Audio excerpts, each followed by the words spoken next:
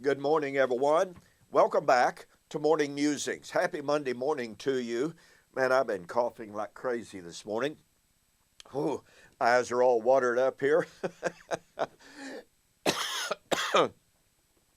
Got all sorts of, allergy congestion this morning. I apologize for that. Anyway, welcome back to Morning Musings. My name is Don K. Preston. I am the president of Preterist Research Institute of Ardmore, Oklahoma. Hey, listen, before we go any farther, two very quick things. I hope that you're giving serious thought to supporting Preterist Research Institute financially this upcoming year. If you can give one-time offerings here at the end of the year, that's absolutely wonderful. If you can support us on a monthly basis, we really, really need your support right now. Getting more and more opportunities, the need for sending free books, overseas to preachers. It's quite a financial cost and what have you.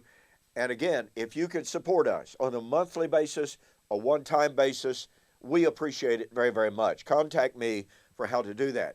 Now, do not forget, here we are. We're in the middle of December 2019. And I've been offering extremely wonderful, great value price of 3 of my more popular books.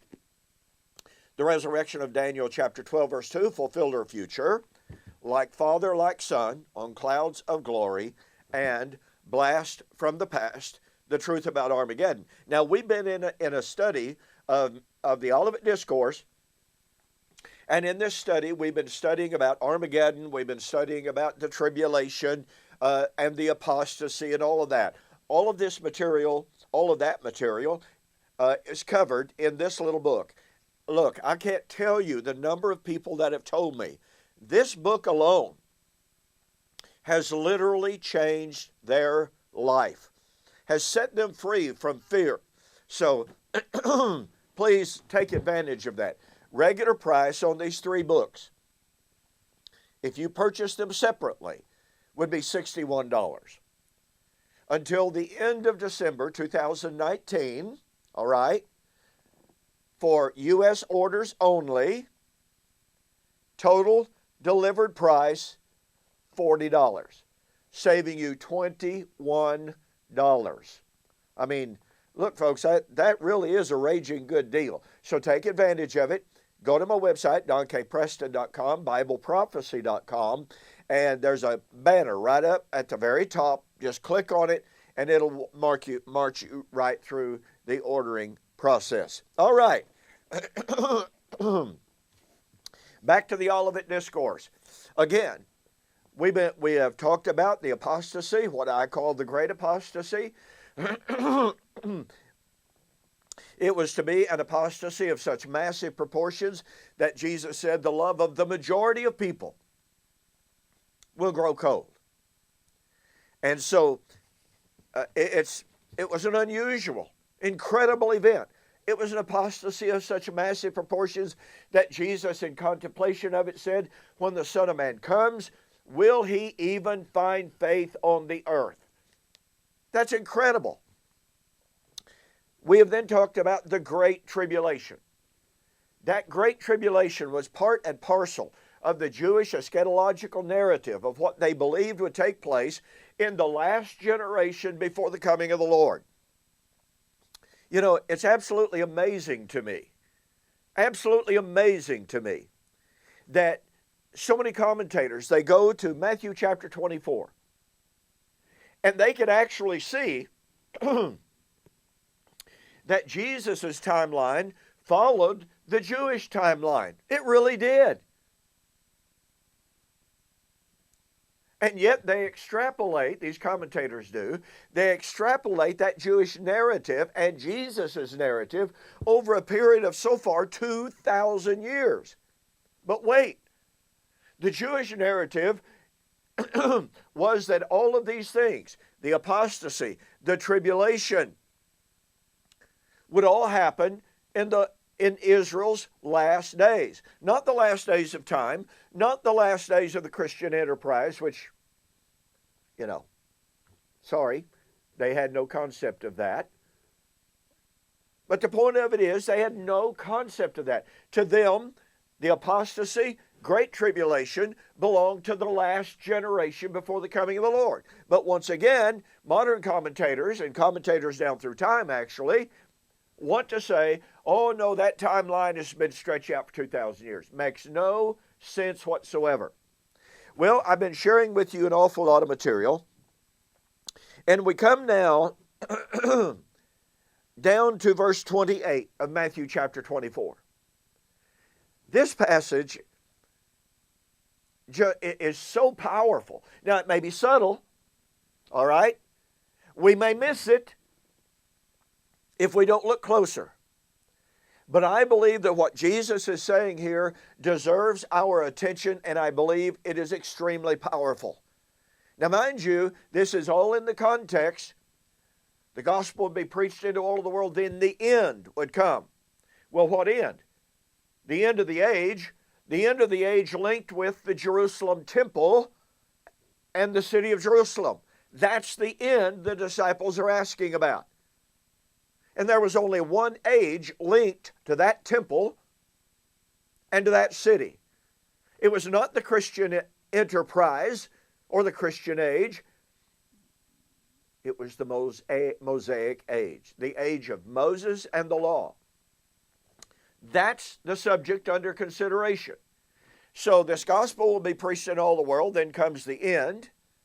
There would be the abomination of desolation, which I've shared with you, would be Israel's sin. There would be the great tribulation, which would be Yahweh's covenantal judgment on Israel for her abominations. And then, see, in the context of that covenantal judgment on Israel for the abomination of desolation, Jesus says, where the carcass is, the eagles will be gathered. What in the world is Jesus talking about? Well, you know, we can actually go all the way back to Job. Job uses almost the identical language, but he's giving it as an illustration in Job chapter 39 and verse 30. Wherever you see a dead body, almost immediately will the vultures be gathered. Well, hello, we see that everywhere, don't we? I mean, that's just a fact of nature. But you know what? It's absolutely astounding to me of how aberrant the ancient, the patristic, and the ancient commentators really were in trying to explain this. Jerome, for instance, says the body, in referenced in Matthew chapter 24, verse 28, that's the body of Jesus. Pardon me. And the vultures are believers gathered together to observe the Lord's Supper. Seriously? So much for relying on the ancient church tradition, right? Jesus is predicting something horrible. Now, I want you to notice how he uses the singular, where the body, the corpse, singular. There is one body, one singular body in view here. Now, it's interesting to me that so many people want to deny that the Bible uses corporate concepts. Well, if that's the case, if there are no corporate references in the Bible, if the New Testament and Old Testament writers did not speak corporately, then we have to conclude that in Matthew chapter 24 and verse 28, Jesus was speaking of one single corpse. One single corpse of one human individual, to which the vultures, and that's the meaning of the word eagle there. The original word is ainos, aitos, excuse me. So it's vultures. So once again, unless we accept the natural, normal Hebraic sense of speaking in corporate terms, then you're going to have one singular human corpse that Jesus is talking about? Let somebody prove that. Okay? Can't be done. Cannot be done. The corpse is the city and the temple. To put it another way, it's Old Covenant Judaism. Old Covenant Judaism died in AD 70. With the removal of the genealogies, the removal of the priesthood, the temple, the altar, the sacrifices, gone. 2,000 years gone. Now, this has tremendous implications. Those who want to see an application of Matthew chapter 24 and verse 28 must answer the question, what is the corpse? What is the body of Matthew chapter 24 and verse 28 in that futurist paradigm? We're going to look closer at that question in tomorrow's video. You don't want to miss it. So I'll see you on the flip side.